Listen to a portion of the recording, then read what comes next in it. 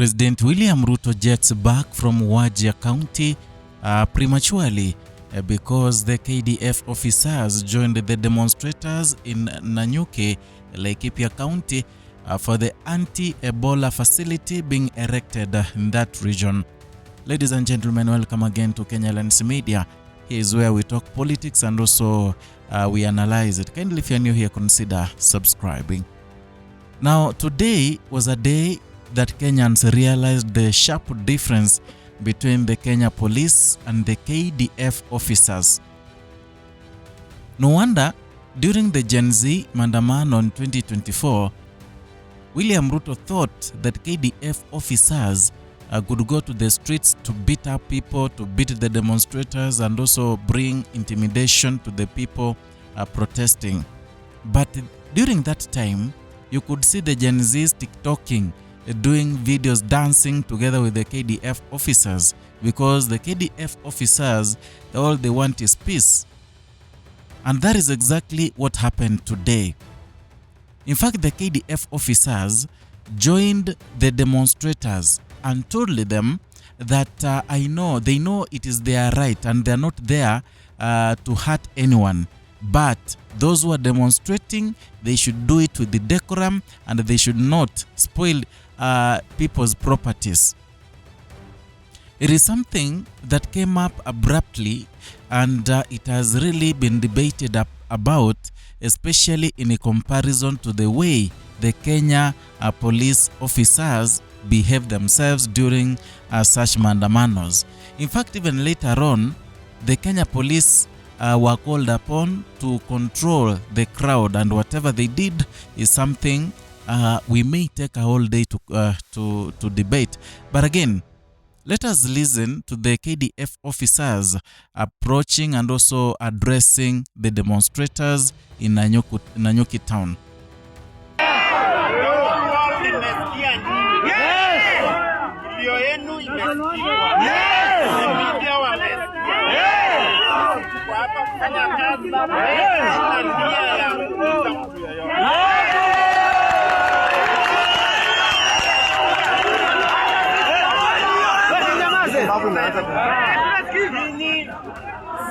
Ni watoto wetu, our brothers, our sisters. I guess you've heard. They are very nice to the people. They talk nicely to the demonstrators. They understand that this is not a violation of the Constitution of Kenya, because those who are demonstrating, in fact, the Constitution allows demonstrating and also picketing. So they were within the bounds of the Constitution of Kenya. Therefore, the KDF officers told them they can even demonstrate, but they do it in peace so that they send a statement and equally, they get to be understood by the government about the facility that is being constructed in Laikipia County, where the citizens of United States of America who are victims of Ebola will be quarantined. A difference came when the Kenya police entered that battle and they wanted to control the maandamano in Nanyuki county, Nanyuki town. Here, it is accused and it's alleged that these Kenya police officers, they started using live ammunition, they started using tear gas to disperse those who were demonstrating.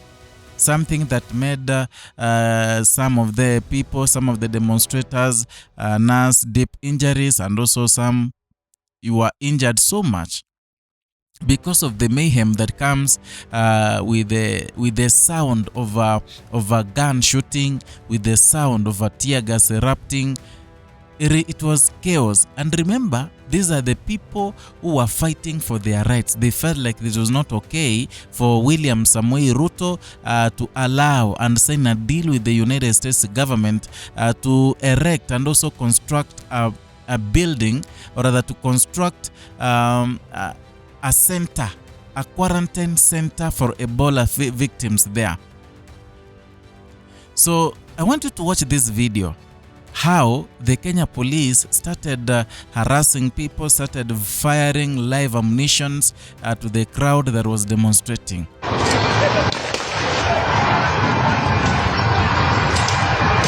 Hali halisi.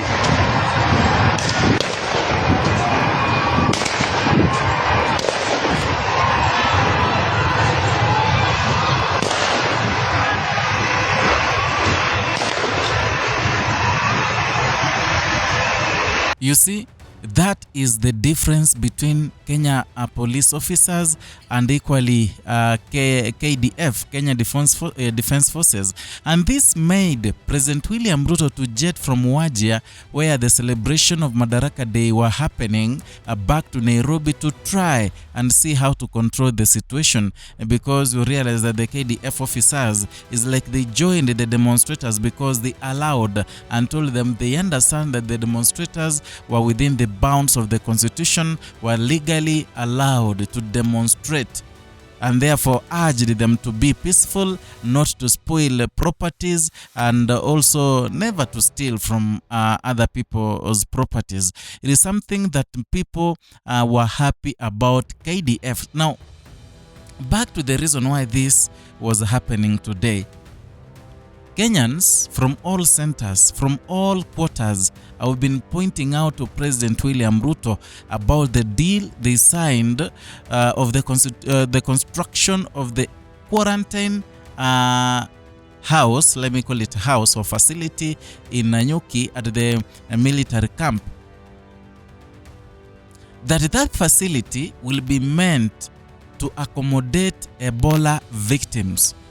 Remember, in Kenya, we don't have even a single case of Ebola. We don't even a suspected, not even someone who has been confirmed, a suspected. But President William Ruto wants to go and import the virus and bring it back to Kenya.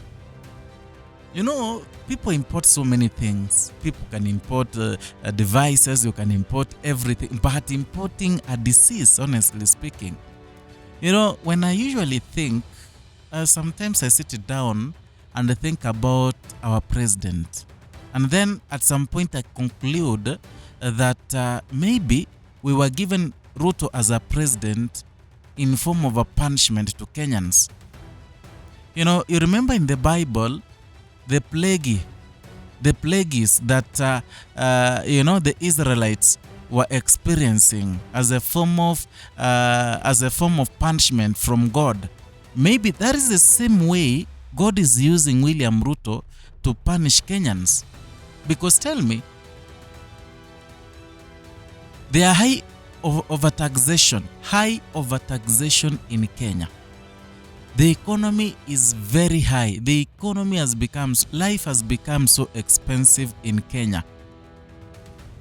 Some leader feels that now that there is no Ebola in Kenya, he should import that Ebola in Kenya. And when the people demonstrate about Ebola, say that they don't want that Ebola facility in Nanyuki, they are fired with live ammunition. They are dispersed like phone snatchers. They are beaten like mad dogs. Yeah. These are people who are saying that no, we don't want to contract this disease, especially now that you are bringing it in Nanyuki, our county. That disease is so contagious. We don't need it. When they say that, they are beaten like dramas, hallelujah. They are beaten like brukenge. Sometimes ukishika akili yako vizuri, when you are thinking, you realize that there is a big mistake in the Kenyan administration. There's a big mistake in the leadership of Kenya.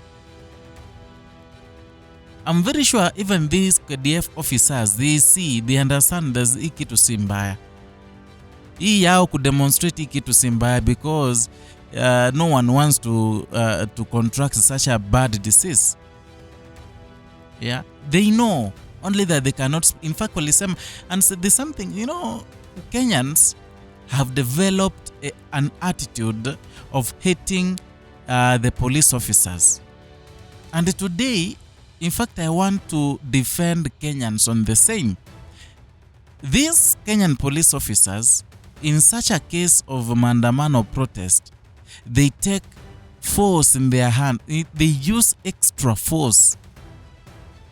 We understand some of our brothers are there, some of our sisters are there, our parents are there, but let's face it, some people, of course not all, there are some people there who feel like life revolves around a police officer. See how the KDF officers handled the protesters. Very nice. No tear gas used, no guns. Anyway, I don't know what you think. You can write your comment down there in the comment section. Let us talk, let us discuss. Perhaps it can form a basis of whatever we're going to talk about in the next video. So if you're new here, consider subscribing, liking and sharing our content. Hit the notification bell so that you can be receiving notifications each and every time we bring you a new content.